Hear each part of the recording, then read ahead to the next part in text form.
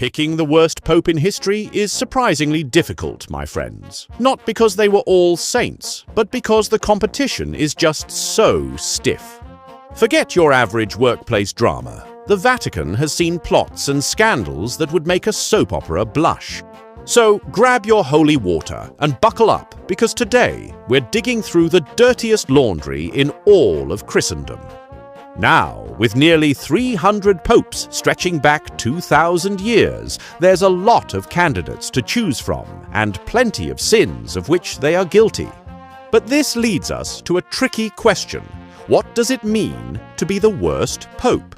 Do we judge our candidates by the sheer scale of their personal depravity, or by their catastrophic political blunders, or perhaps by the lasting damage they inflicted on the Catholic Church itself?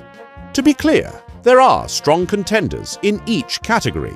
We have your garden variety sexual deviancy, venerable heaps of abuse and murder, and the odd heresy here and there. So to make the cut in this ranking, popes had to have performed some truly vile acts. Perhaps the vilest was committed towards the end of the 9th century by Pope Stephen VI. Unlike most other popes in this list, he wasn't known for his debauchery, but rather for his cruelty. He was a bitter enemy of his predecessor, Pope Formosus. So, after becoming pope, Stephen called together a special synod to judge his already dead arch-nemesis. He dug up Formosus's corpse, put it on trial, and after it failed to defend itself against the levied accusations, found it guilty. He then cut off Formosus's fingers and threw whatever was left of him into the Tiber River. This wasn't the end of this ghastly ordeal, though, since Formosus's corpse washed up ashore and supposedly healed the fisherman who retrieved it. Before long, the whole of Rome was up in arms, and Pope Stephen was deposed, imprisoned, and finally strangled, a very fitting end for the man who we here at SideQuest award as the cruelest pope. If we swing in the other direction, however, we can find a very long list of popes who did not shy away from enjoying the finer pleasures of life. As we all know, the Catholic Church enforces a strict law of celibacy upon its clerics. But what happens when the man at the top stops practicing what he should preach? We get a pope like John XII, who took up the reins of the papacy at the ripe old age of 18. He came from a powerful family of Roman nobles and had already acquired a taste for fine wine and finer women by the time his father secured his election as pope. The new job title didn't sober him up. In fact, he turned the Lateran Palace into a brothel that housed more mistresses than it did ministers. John racked up large debts by gambling and hosting feast after feast for his family and lovers, two groups that sometimes overlapped. In some legends, the papacy was actually said to have been run by one of his mistresses, a woman named Joan, which is a curious story that we covered in another side quest from way back when. In any case, John's scandalous pontificate lasted nearly a full decade before his sins finally caught up to him. As the story goes, a nobleman found John bedding his wife and proceeded to beat the Pope so badly that he perished from his wounds a few days later. But while John XII's papacy was perhaps the lewdest of them all, which, to be clear, is a very closely contested race, another pope desecrated the institution in a very different way. Allow me to bring to your attention Pope Benedict IX, who, according to some historians, beats John by just a few years to claim the title of youngest pope in history, having been elected when he was just 12. Benedict was, in fact, the grandnephew of John XII and the nephew of the immediately preceding pope. As befits his outrageous family, Benedict's reign was spicy from the start, with his father having secured his election through bribery. While not quite as sexually prolific, his rule routinely featured torture, robbery, and murder.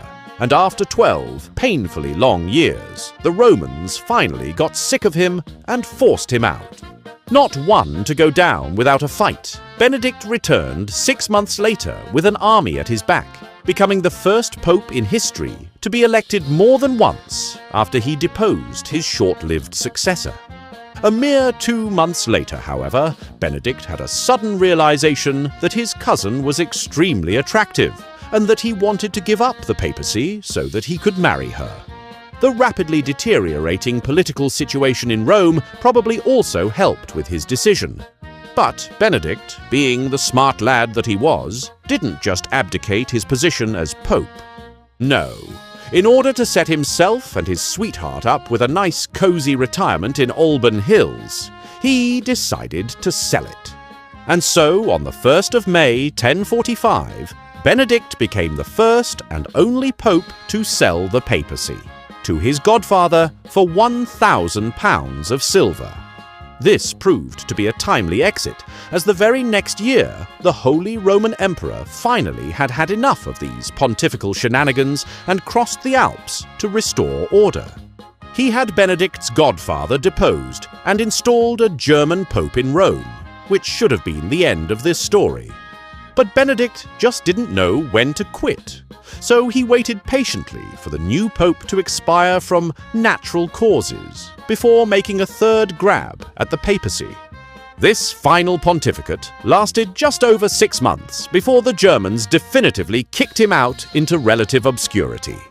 We know that Benedict died no later than 1056, supposedly repentant, but we'll probably never know for sure.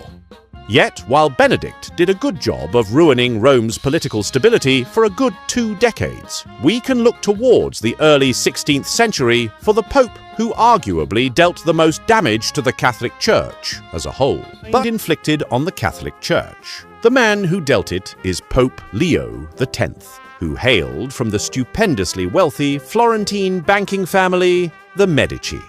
What was even more stupendous was Leo's profligate spending. Despite his own personal wealth and the papacy's worldwide income, he managed to drain the Catholic Church's coffers dry. He fought costly wars in Italy to carve out kingdoms for his brother and nephew, even diverting funds from a planned crusade against the Ottoman Turks. Now, to Leo's credit, some of his exorbitant spending did go towards the arts. He sponsored some of Raphael's most famous paintings, commissioned many sculptures from Michelangelo, and even partially rebuilt St. Peter's Basilica. To pay for all this, Pope Leo had to resort to some truly desperate measures, like pawning off the papal jewels and the Vatican's furniture. But by far, his greatest feat of financial wizardry was his widespread sale of indulgences. To be clear, the concept of paying the church for salvation predates Leo by several centuries, yet he took the idea and turned it into a fat and luscious cash cow.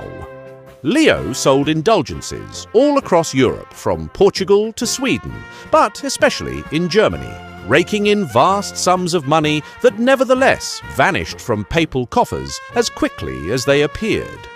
The Germans quickly caught on that their tithes weren't going where they were supposed to, and in 1517, Martin Luther wrote 95 theses against Pope Leo and his corrupt indulgences.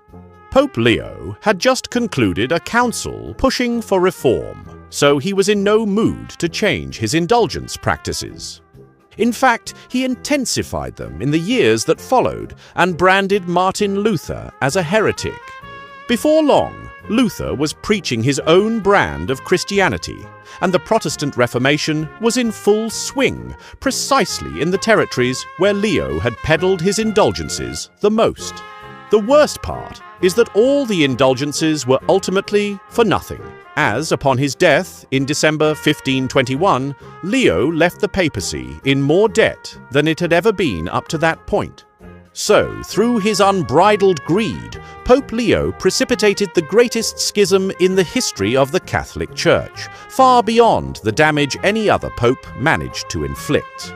Now, you'll notice that one pope keeps coming up with the silver medals in our unholy ranking: Alexander VI, also known as Rodrigo Borgia.